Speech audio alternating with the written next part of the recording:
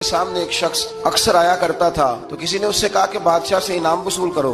उसने कहा ये बड़ा कंजूस है, पर चलो अल्लाह ने मुझे भी बड़ा ज़हन दिया, इनाम ले ही लेते हैं। तो कहने लगा बादशाह का भी इनाम ही दे दिया कर। बादशाह कहने लगा पहले मेरे सवाल का जवाब दे, फिर इनाम दूंगा। तो बादशाह कहने लगा ये मेरे हाथ की हथेलियां, इनमें बाल क्यों नहीं, पुश्त पे है तो हथेली पे क्यों नहीं। उसने भी फिर कमाल ही जवाब दिया।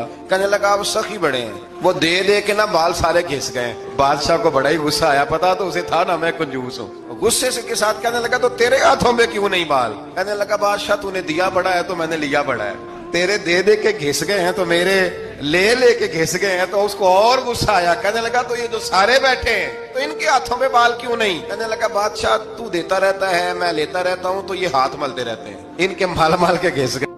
तो बादशाह कहने लगा भाई बंदा तू सियाना है, तुझे कुछ ना कुछ देना ही पड़ेगा। तो कुछ लोगों के ना माल माल के ही अल्लाह देता है, नवाजता है, पर उनके असर कर करके हाथ घिस जाते हैं।